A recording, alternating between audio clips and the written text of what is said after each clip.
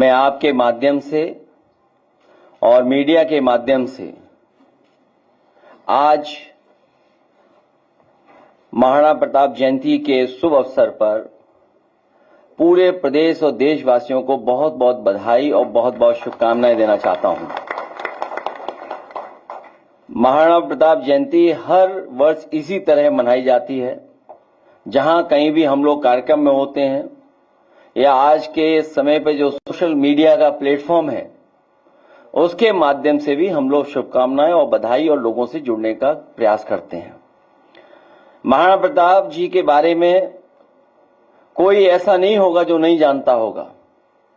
वो हमेशा हमें और आपको प्रेरणा देते रहे हैं।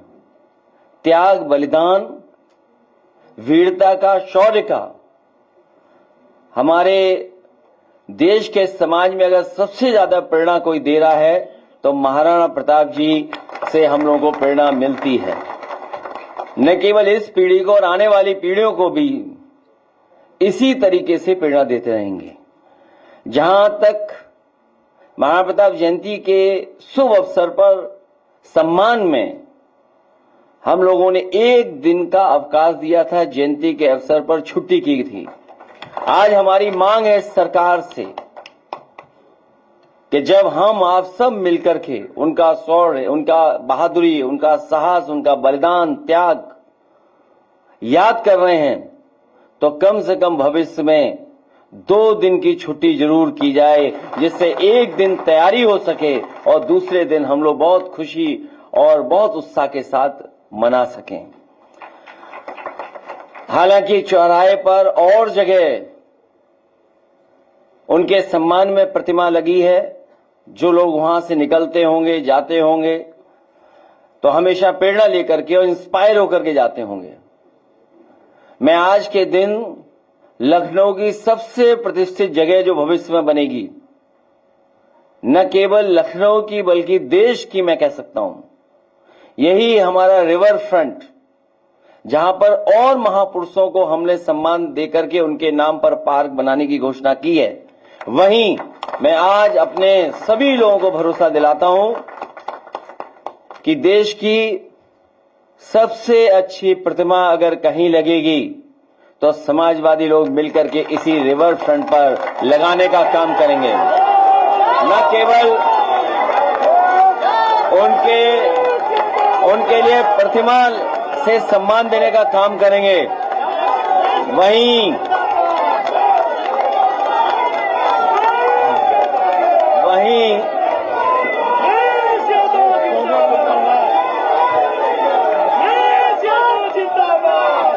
जहां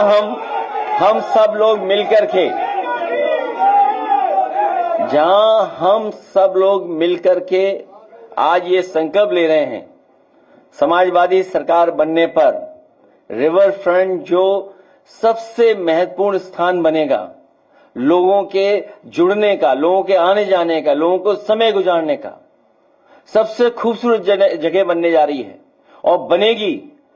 न केवल उनके सम्मान में वहां पर सबसे सुंदर प्रतिमा लगेगी, बल्कि उनके हाथ में जो तलवार होगी वो चमकती हुई होगी, सोने की होगी।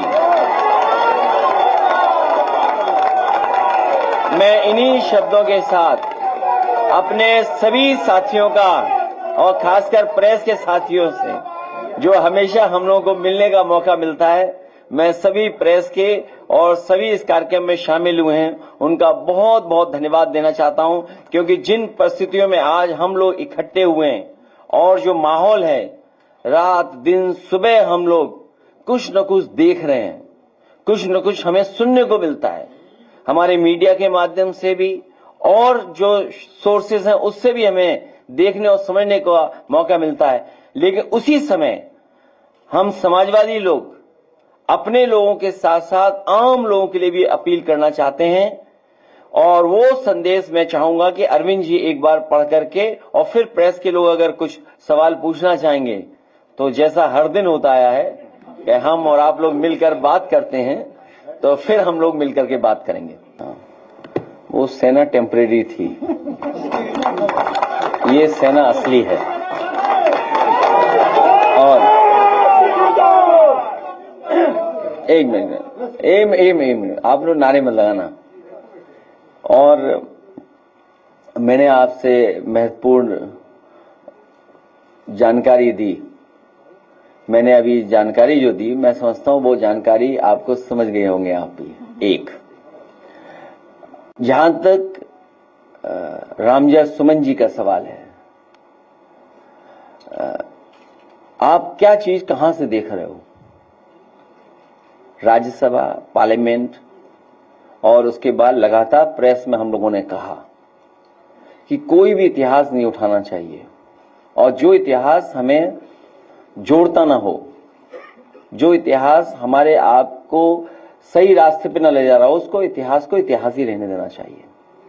इतिहास में अच्छी चीजें भी हैं, खराब भी चीजें हैं, लेकिन उससे बड़ा सवाल जो है वो ये है कि इधर हम जो सरकारों को देख रहे हैं, हर चीज को ओन कर रहे हैं। मान लीजिए कुंभ हुआ, नाम महाकुंभ दे दिया।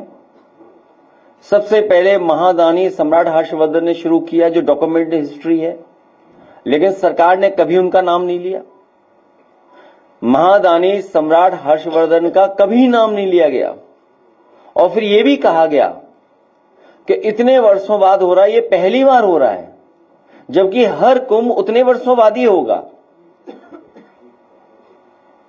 तो जो ओन करने की आदत है कि महाराणा प्रताप जी केवल हमारे हैं, महाराणा प्रताप जी सबके हैं,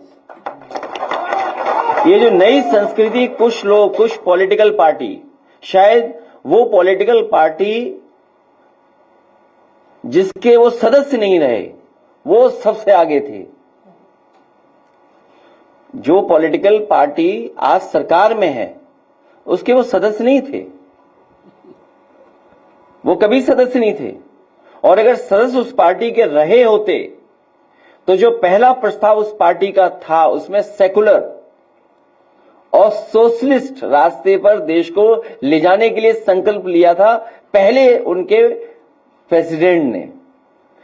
इसलिए राजनीति में महापुरुषों को नहीं लाना चाहिए और उससे राजनीतिक लाभ नहीं उठाना चाहिए। सभी महापुरुष हमारे आपके हैं। आलाउदल हमारे आपके हैं, वीर लौरिक हमारे आपके हैं, महाराणा प्रताप जी हमारे आपके हैं। इसमें कोई दिक्कत हो तो बताओ, किसी को शिकायत हो तो बताओ। हाँ, लेकिन जो आज की तस्वीर कोई देखेगा तो उसे जरूर तकलीफ होगी। और अगर मैं उनकी तस्वीर देखूं और उसमें मुझे कोई दिखाई दे जाए और अगर मैं कुछ कह दूं तो उन्हें बहुत तकलीफ होगी।